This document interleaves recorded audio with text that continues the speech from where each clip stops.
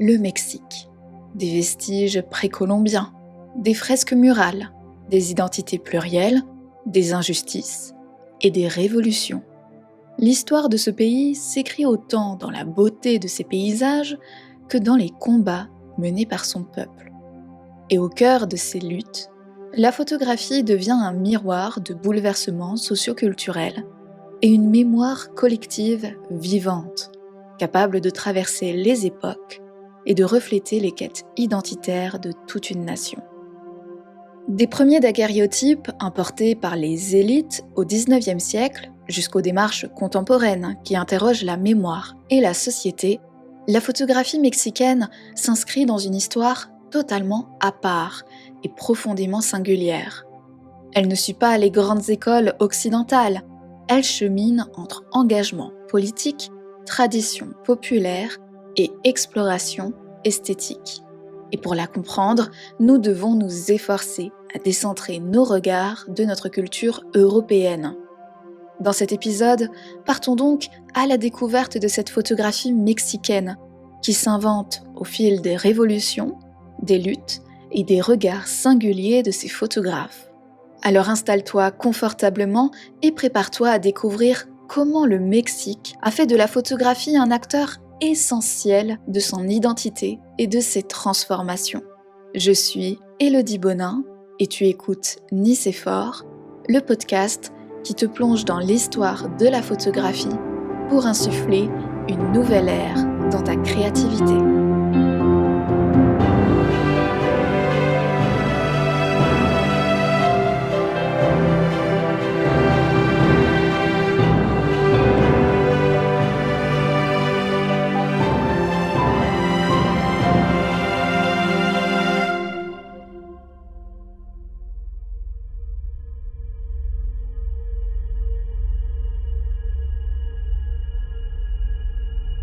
Avant que les Espagnols ne posent le pied sur le sol du Nouveau Monde, bien avant que le mot Mexique ne devienne celui d'un État moderne, ces terres étaient le cœur de civilisations anciennes, animées par des traditions et des croyances aussi diverses que les peuples qui y vivaient.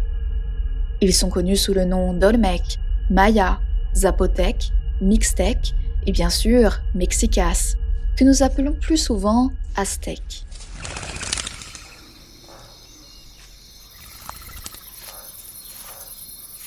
Évidemment, à peine avons-nous mentionné ces noms que nous paraissent les images des grandioses cités faites de pyramides.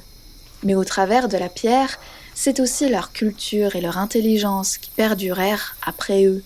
Dans la jungle, les Mayas observaient les astres, calculaient les cycles du temps avec une précision qui défie notre étonnement. À Oaxaca, les Zapotèques gravaient leur histoire sur les murs de Monte Alban et peignaient dans des codex les mythes et lignées de leurs ancêtres. Ces civilisations partageaient une même vision du monde, ce que l'on appelle une cosmovision circulaire. Le temps, pour elles, n'avançait pas en ligne droite comme nous l'imaginons aujourd'hui. Il revenait sans cesse sur lui-même, sous forme de cycle.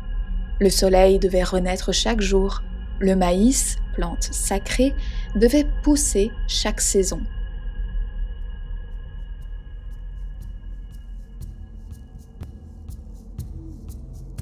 Dans ce cycle, l'être humain avait donc une grande responsabilité, celle de maintenir l'équilibre entre les forces cosmiques grâce aux rituels, aux offrandes et aux célébrations adressées aux dieux. Il était donc impossible de dissocier la religion de l'art et de la vie quotidienne. Car, qu'il s'agisse de poterie, de tissage, de masques ou de fresques, tous ces objets étaient considérés comme porteurs d'une mémoire et d'un fragment d'univers.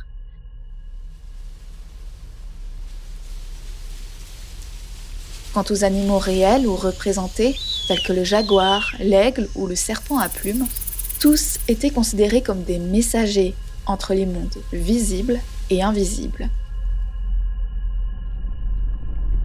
Et puis, il y avait la Terre, elle aussi sacrée par ses montagnes, ses volcans, ses vallées, ses rivières et ses océans. chaque élément céleste et terrestre inscrivait les peuples dans un dialogue constant avec la nature sacrée.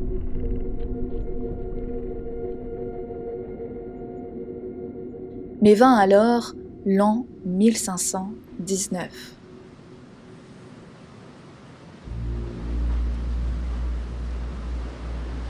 Cette année-là, les navires d'Hernán Cortés accostent sur les côtes de Yucatan. C'est le début d'une rencontre violente entre deux mondes. Les Espagnols avancent du haut de leurs chevaux, armes à feu en main. Ils effraient par leur maîtrise du feu et du fer, ce qui pousse certains peuples indigènes à faire alliance.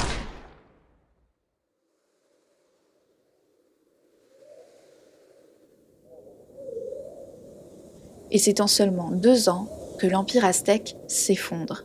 Sa capitale, Tenochtitlan, est mise à feu et à sang, et le Mexique entre dans une ère coloniale qui durera 3 siècles.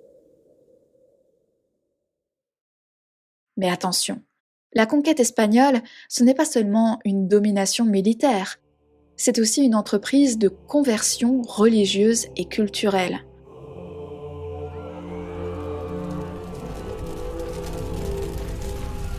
Les missionnaires imposent le christianisme par la destruction des temples et idoles indigènes. Sur les ruines mêmes de ces pyramides, on y construit des églises. Les colons interdisent donc les rituels aztèques et imposent leurs propres fêtes chrétiennes. Et pour y participer, il faut parler le castillan, raison pour laquelle les Espagnols entreprennent d'effacer les langues indigènes.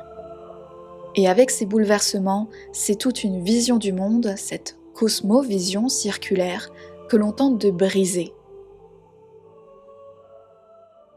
Mais malgré ce déterminisme colonial de briser les cultures et croyances indigènes, l'héritage préhispanique, lui, résiste.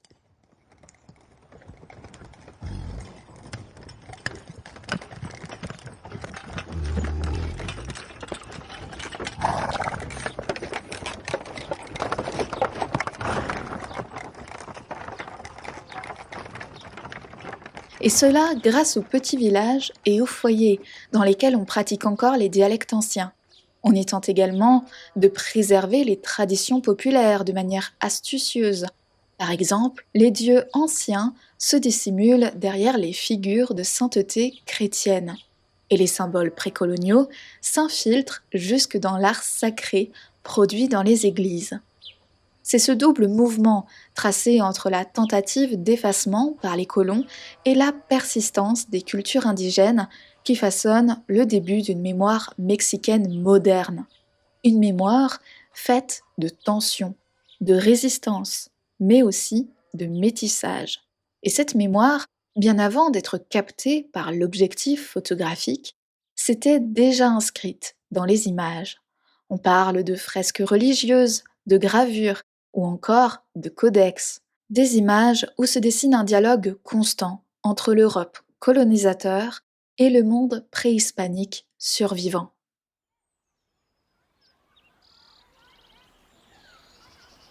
Après 3 siècles passés sous l'égide de l'Empire espagnol, le Mexique est désormais ancré dans une culture occidentale, sans pour autant nier la diversité ethnique et culturelle du territoire.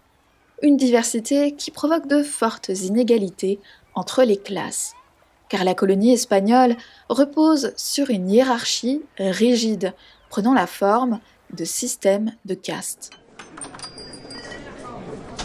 Au sommet se trouvent les péninsulaires, nés en Espagne, qui monopolisent les plus hauts postes administratifs, militaires et religieux. Juste en dessous, se trouvent les créoles, des descendants d'Européens nés sur le sol américain. Il s'agit en majorité de riches propriétaires et commerçants qui, cependant, sont toujours perçus comme inférieurs à la couronne. Puis viennent les mestizos, nés du mélange entre espagnols et autochtones, occupant des positions intermédiaires dans les villes et les campagnes. Quant aux populations indigènes, pourtant majoritaires, elles sont reléguées au bas de l'échelle sociale, contraintes de payer des tributs, de travailler dans les haciendas et les mines, souvent dans des conditions proches de l'esclavage.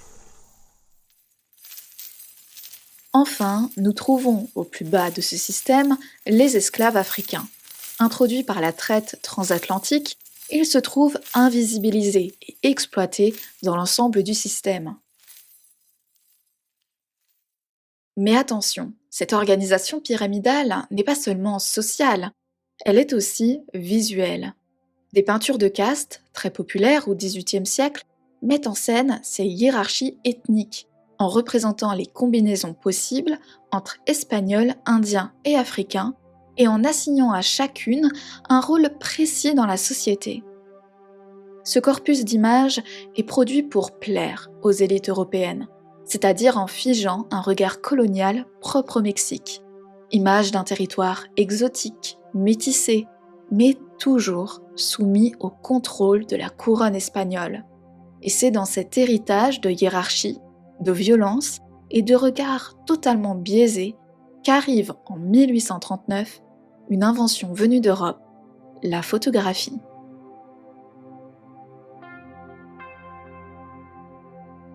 La photographie, commercialisée en Europe en août 1839, est quasi immédiatement importée outre-Atlantique. Au Mexique, c'est en décembre de la même année, soit à peine 4 mois après la présentation officielle du daguerréotype à l'Académie des sciences de Paris, que le nouveau médium franchit les douanes du port de Veracruz. C'est dans cette ville portuaire que le Français Jean-François Prélier réalise les premières démonstrations du procédé. Face à ces images qui reproduisent trait pour trait l'effervescence du port de marchandises, les regards des passants sont ébahis. Un mois plus tard, en janvier 1840, ce même Prélier introduit le médium à Mexico, capitale politique et religieuse du pays. Le premier à en faire véritablement commerce est Joaquín Díaz González, en 1844, bientôt suivi par Antonio Cosmes de Cosio, en 1848. Sans surprise, ces pionniers de la photographie au Mexique sont issus des castes dominantes post-coloniales, autrement dit de la sphère diplomatique et bourgeoise. Car à l'époque, seuls ceux qui avaient les moyens financiers et les connexions nécessaires pouvaient se procurer le coûteux matériel photographique en Europe, le transporter jusqu'en Amérique et y ouvrir un atelier. D'ailleurs, ces premiers commerces sont, pour la plupart, comme partout ailleurs dans le monde, des studios de portrait. Une activité à la fois lucrative et efficace. Elle permettait de satisfaire la curiosité du public tout en rapportant rapidement de l'argent. Mais derrière l'apparente neutralité de l'image, la pratique photographique restait profondément marquée par le contexte colonial. Les premiers photographes, européens ou formés à l'européenne, portaient sur le Mexique un regard intellectuel et culturel façonné par l'Occident. Leurs images, en apparence objectives, contribuaient à renforcer une hiérarchie implicite, celle d'une supériorité européenne sur les peuples indigènes et opprimés. Les premières photographies mexicaines n'ont donc aucune ambition esthétique. Elles ont un objectif beaucoup plus simple, mais non moins discutable. Montrer ce qui, aux yeux des Européens, faisait d'un autochtone un être inférieur. Dans les studios, on met donc en scène des physionomies type d'indigènes, c'est-à-dire un métis ou un créole habillé de manière traditionnelle, soigneusement arrangé pour que chaque détail serve le regard occidental. Et rapidement, un procédé distingue la photographie mexicaine des autres nationalités, la couleur. Bien sûr, la photographie couleur n'existe pas encore, mais les portraits sont colorisés à la main. Chaque nuance de peau et chaque nuance du vêtement est soulignée pour que l'ethnie et la richesse culturelle du sujet sautent aux yeux. La couleur devient donc l'outil indispensable au catalogage. Il sert à montrer et à classer la diversité des peuples indigènes, leurs rituels, leurs coutumes et leurs traditions, dans l'unique but de les réduire à des stéréotypes visibles. Les photographes justifient cette approche en s'inscrivant, selon eux, dans le courant artistique hispanique du costumbrismo. Mouvement propre au XIXe et au début du XXe siècle, le costumbrismo prétend faire de l'œuvre d'art une représentation fidèle des coutumes et des traditions locales. Ce mouvement, qui est alors issu en grande partie de la littérature hispanique, devient aussi un outil visuel de propagande nationaliste, valorisant l'image d'un Mexique rural, traditionnel et homogène. Il va donc de soi que ce regard n'est jamais neutre, car il impose sa propre vision hiérarchique, influencée par le jugement. Les photographes décident eux-mêmes de ce qui est typique, pittoresque ou exotique. Qu'il s'agisse donc des traits des visages, des vêtements ou des postures, tout est choisi pour refléter une vision européenne supérieure. Les peuples autochtones ne sont pas les acteurs des images, mais bel et bien les objets, transformant leur vie, leurs identités et leur culture en véritable divertissement. Pourtant, certains photographes et anthropologues sortent des studios et se rendent dans les villages pour gagner en réalisme. Ils y capturent le travail des villageois, mais aussi leurs rituels et fêtes traditionnelles. Mais là encore, le regard occidental s'impose dans les clichés, car les photographes sont déçus. Au cœur des villages, ils découvrent des modes de vie modernes, éloignés de toute tradition préhispanique. Un mode de vie voulu et souhaité par les Européens, mais qui ne satisfait pas la soif de nostalgie attendue, à la fois par les photographes et les Européens. Alors, ils tentent de mettre en scène ce passé authentique, dans une narration dramatique, celle d'une vie menacée par la modernité. Ces images deviennent alors le support au jugement, car tout ce qui diffère de la culture européenne est qualifié d'exotique, d'incompréhensible et d'inférieur. C'est ce mélange de fascination et de domination qui donnera naissance à l'iconosphère, un mot proposé par Gilbert Cohensit en 1959, qui qualifie un ensemble d'éléments visuels servant à codifier le Mexique pour satisfaire les Européens.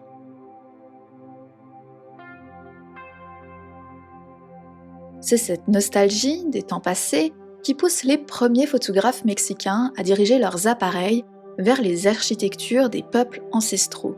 Des ruines d'Oaxaca aux cités mayas, chaque image devient un témoignage rare et unique de lieux, aujourd'hui détruits ou menacés. Ces clichés ne sont pas seulement esthétiques. Ils entrent dans une histoire archéologique, apportant une preuve incontestable de civilisation et de monuments qui auraient pu disparaître des mémoires. D'autres photographes ont documenté l'urbanisation et l'industrialisation du pays. On peut notamment citer la photographe María Guadalupe Suárez, pionnière de la photographie mexicaine, en produisant des archives importantes sur l'architecture des villes mexicaines à la fin du XIXe siècle. Pendant ce temps, Octavio de la Mora produisait sa série consacrée aux monuments de Guadalajara et documenta la mise en service du premier train de la ville. Ces images révèlent une architecture coloniale spécifique au Mexique, largement sous contrôle du gouvernement, et témoignent à la fois de la modernisation du pays et de l'héritage colonial qui structure encore son paysage urbain. Elles servent également à des fins de propagande, montrant une nation en pleine gloire, triomphante, tandis que les peuples autochtones restent relégués à l'arrière-plan. Mais au-delà de ces dimensions politiques, la photographie architecturale impose le médium comme l'un des éléments centraux de la culture mexicaine. Elle ouvre de nouvelles perspectives sur la documentation, l'enregistrement et l'archivage du patrimoine, tout en permettant de raconter une histoire visuelle du pays. C'est ainsi que se popularisent les photographies de presse, les reportages sur les faits divers et surtout les cartes postales photographiques. Un phénomène typiquement mexicain qui démocratise l'image et diffuse le regard sur le pays à une échelle internationale.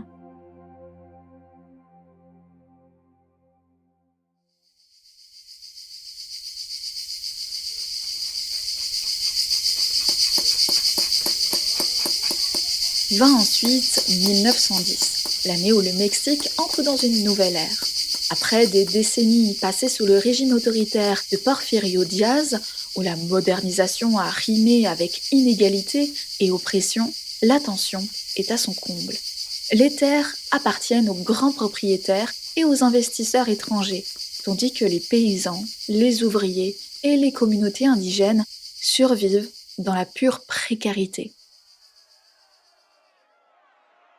C'est alors que Francisco Madero lance l'appel à la rébellion contre la dictature. Le pays s'embrase. De Chihuahua à Morelos, des hommes et des femmes se lèvent en faveur d'une justice sociale et d'une réforme agraire. C'est la lutte des opprimés contre des siècles d'inégalité. Et au milieu de ce tumulte, de nouveaux regards se posent sur le Mexique. Les photographes quittent leur studio et champs de ruines. Ils regardent à travers l'objectif comme des témoins de leur temps. La photographie se transforme en un instrument politique. À la suite des troupes révolutionnaires, en plein cœur des batailles et des camps, la boîte noire capture des héros modernes, tout comme des civils en souffrance. Chaque image raconte une histoire, dénonce l'injustice et mobilise l'opinion publique en faveur de la lutte en cours. Mais la révolution ne se limite pas au combat. Elle révèle également la vraie vie des paysans et des communautés indigènes sans mise en scène. Les photographes commencent ainsi à regarder leur sujet avec une nouvelle conscience sociale. Les images peuvent façonner le récit national et renforcer les symboles de l'identité mexicaine. C'est ainsi que la révolution transforme la photographie mexicaine. Elle lui accorde un rôle qu'elle n'avait jamais eu, celui d'outil de mémoire et de construction nationale.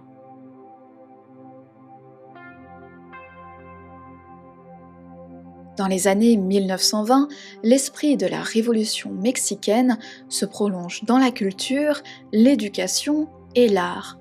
Le Mexique cherche à se reconstruire et à raconter son histoire, le tout en dépassant les hiérarchies sociales imposées par 3 siècles de colonisation. C'est dans ce contexte que naît la Renaissance mexicaine, un mouvement où la photographie s'impose comme un acteur de mémoire et de citoyenneté. La Renaissance mexicaine est avant tout marquée par le mouvement muraliste, avec Diego Rivera bien évidemment, mais aussi José Clemente Orozco et David Alfaro Siqueiros. Leurs fresques imposantes, visibles dans les bibliothèques, écoles et bâtiments publics, célèbrent l'histoire du peuple mexicain et dénoncent les injustices. Les photographes s'inspirent alors de cette démarche, celle de s'intéresser aux conditions sociales, aux luttes et aux héritages culturels, tout en cherchant à rendre visibles les voix et les vies qui construisent le pays. Dans cette dynamique, les institutions et le mécénat jouent un rôle clé. La création de bibliothèques, d'écoles et de programmes culturels favorise la photographie documentaire et artistique, donnant aux photographes un cadre pour développer leur art, tout en s'inscrivant dans la construction d'une identité nationale. C'est donc dans cette démarche que le Mexique commence à légitimer la photographie, de surcroît mexicaine, comme art et outil social capable à la fois de témoigner et d'éduquer. Dans la Renaissance mexicaine se développe également la photographie dite indigéniste. Loin des clichés du passé qui stéréotypaient et hiérarchisaient les populations autochtones, ces images cherchent à montrer la richesse culturelle, la dignité et la diversité des peuples indigènes. Elles donnent une voix à ceux qui avaient été réduits au silence, documentant leurs rites, leurs fêtes, leurs traditions quotidiennes et leurs espaces de vie. La photographie indigéniste devient ainsi un instrument à la fois artistique et anthropologique, capable de valoriser l'identité des communautés tout en contribuant au récit national. Et bien évidemment, la photographie mexicaine se légitimise aussi sur le plan artistique. L'Américain Edward Weston y explore la pureté des formes et la beauté abstraite des corps et des objets, tandis que Tina Modotti, elle, combine cette recherche esthétique avec un engagement profondément politique et social. Ces images témoignent des luttes ouvrières, des mouvements de résistance et de la vie des classes populaires. Mais ce sont véritablement les photographes mexicains eux-mêmes, comme Agustín Jiménez, Manuel et Lola Álvarez Bravo ou encore Emilio Amero, qui affirment définitivement la photographie mexicaine comme une mouvance artistique.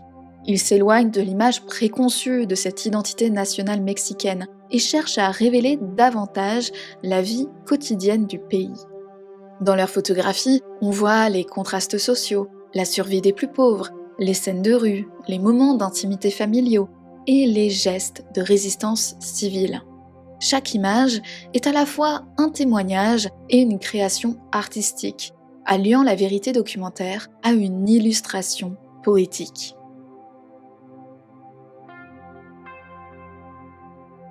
Dans les cercles privés, la photographie devient également un moyen pour les familles de construire et renforcer leur identité. Portraits, réunions de groupe, fêtes et rituels familiales sont capturés pour affirmer un lien avec la communauté, un sentiment d'appartenance à une localité, à une région, à des coutumes et à des traditions propres. À travers ce florilège d'images se dessine la diversité culturelle et ethnique du pays, ses richesses, ses contradictions, et ce qui le construit véritablement. C'est ainsi que, dans ces 2 décennies, la photographie mexicaine prend un nouveau visage et n'est plus seulement témoin. Elle devient un outil de mémoire, d'engagement social et d'affirmation artistique, jetant les bases d'une esthétique nationale qui continuera à se développer dans les décennies suivantes. Dans de futurs épisodes, nous approfondirons cette période en explorant un à un les portraits de figures majeures de la photographie mexicaine propre à cette époque, tels que Tina Modotti, Lola Álvarez Bravo et Frida Kahlo. À travers leur vie, leurs travaux et leurs démarches photographiques, nous comprendrons comment chacune d'elles a contribué à créer cette esthétique unique et profondément engagée, propre à la photographie mexicaine.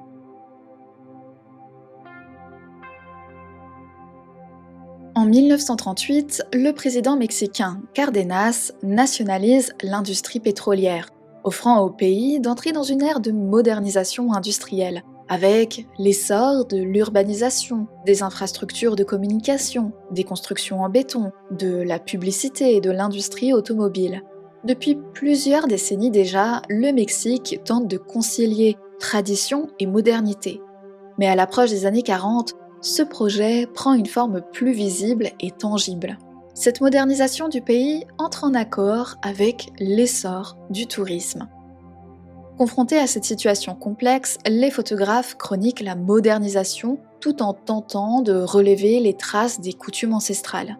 La photographie devient ainsi un moyen de préserver et de valoriser l'artisanat, les rituels et les traditions indigènes, consolidant ainsi l'identité propre du pays tout en révélant les discriminations persistantes qui jalonnent cette période de modernisation.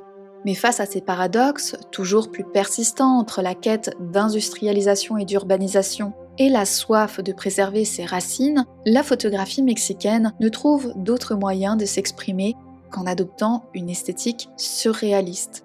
Des images aussi surréalistes que la réalité sociale qui se joue dans le pays. Le documentaire laisse une nouvelle fois place à la mise en scène. Mais cette fois-ci, ce n'est plus pour stéréotyper les cultures indigènes, mais bien pour y révéler toute l'histoire profonde cachée derrière la vie quotidienne des Mexicains. C'est dans ce profond respect que les photographes, à nouveau Manuel et Lola Álvarez Bravo, Edward Weston et Tina Modotti, mais aussi Katy Horna et Mariana Yampolsky, explore cet outil d'expression qui vacille entre le reportage social et la poésie du portrait. Dans les rues, les marchés, les transports, les nouvelles infrastructures et les mouvements sociaux, les photographes se meuvent et esthétisent la vie urbaine industrialisée, créant une esthétique propre aux tensions et contrastes de ce Mexique en pleine mutation. Finalement, par ce réalisme allié à cette poésie, la photographie devient l'outil essentiel à la construction identitaire de toute une population. Elle affirme une esthétique enracinée dans l'histoire du Mexique et attentive aux changements sociaux.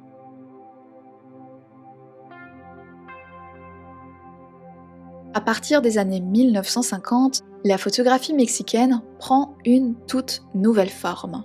Car, contrairement à l'Europe, où les mouvements et les courants photographiques se succèdent, les photographes mexicains choisissent de ne jamais entrer dans un cadre unique.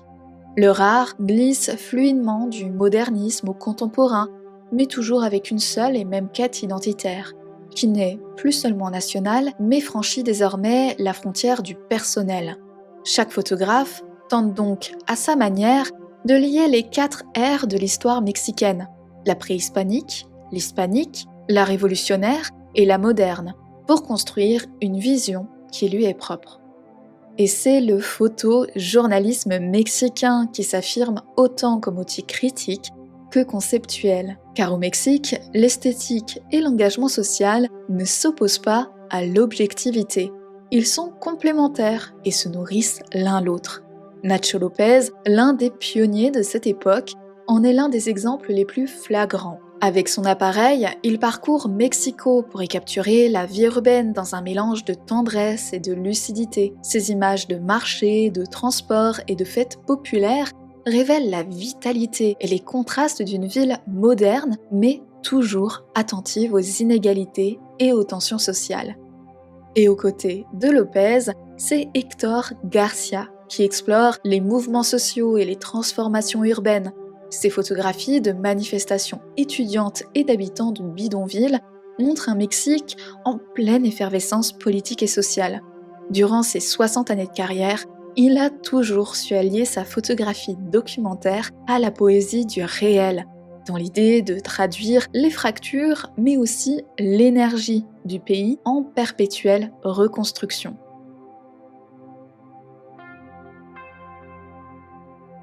Puis viennent les photographes qui porteront la voix des femmes et des communautés indigènes. Graciela Iturbide se positionne évidemment en tête, avec sa sensibilité unique, celle de révéler la vie quotidienne des peuples indigènes en marge de la société. Ses portraits de femmes, d'artisans et de cérémonies traditionnelles, notamment, sont du domaine de l'intime, mais aussi de l'universel. On y lit la dignité poétique de chaque geste du quotidien. Quant à son aînée, Mariana Yampolsky, elle, photographie les traditions rurales et artisanales, mettant en valeur la richesse culturelle des villages mexicains et leur rapport au temps et à la nature. À l'aube des années 1980, la photographie mexicaine contemporaine poursuit cette évolution et se distingue en particulier par la place des femmes photographes, souvent plus nombreuses que leurs homologues masculins. Un point qu'il est bon de mentionner quand on parle d'un pays connu pour son machisme fort et persistant. La présence des femmes photographes contemporaines est donc une particularité des plus remarquables. Par leur regard, elles développent une conscience aiguë de l'histoire qui les précède, de leur pays, de leur peuple, de leurs traditions, mais aussi de la photographie elle-même. Ces photographes contemporains, tous genres confondus, se voient comme des relais de la culture populaire, qui font revivre les archives mexicaines à travers des publications, des expositions et des catalogues.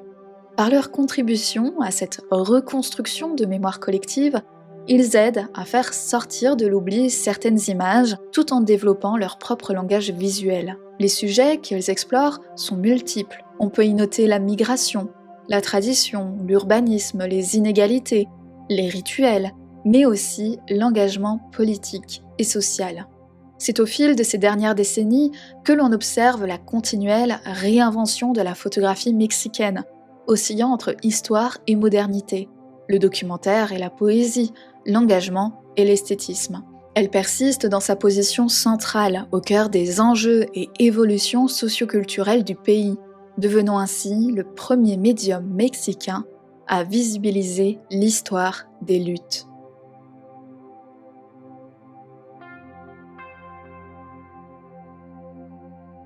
Ainsi se referme notre voyage au cœur de la photographie mexicaine. Chacune d'elles est un mémorial des luttes et des victoires, où les contrastes des images sont aussi fortes que les histoires qu'elles racontent. De la Révolution aux luttes contemporaines, des rues animées de Mexico aux villages baignés de silence, les photographies mexicaines ont su capter bien plus que des visages ou des paysages. Elles ont donné une voix à un peuple, à ses douleurs et à ses espoirs. Car au Mexique, la photographie n'est jamais un simple regard posé sur le réel. Elle est un engagement, une quête identitaire, un fil tendu entre le passé et le présent. Et à travers les œuvres de ces photographes, c'est tout un pays qui se raconte, dans ses contradictions comme dans sa poésie. Merci d'avoir écouté cet épisode de Nicéphore. Si toi, chère auditrice, tu as aimé cette plongée dans l'histoire de la photographie mexicaine, n'hésite pas à laisser des étoiles et un avis sur ta plateforme d'écoute préférée. Tu peux aussi rejoindre la communauté de Nicéphore sur Instagram et TikTok pour prolonger la discussion et découvrir encore plus de contenu autour de l'histoire de la photographie. Tu trouveras en description toutes les références citées dans cet épisode. Prends bien soin de toi et n'oublie pas, pour être inspirant, il suffit d'être inspiré.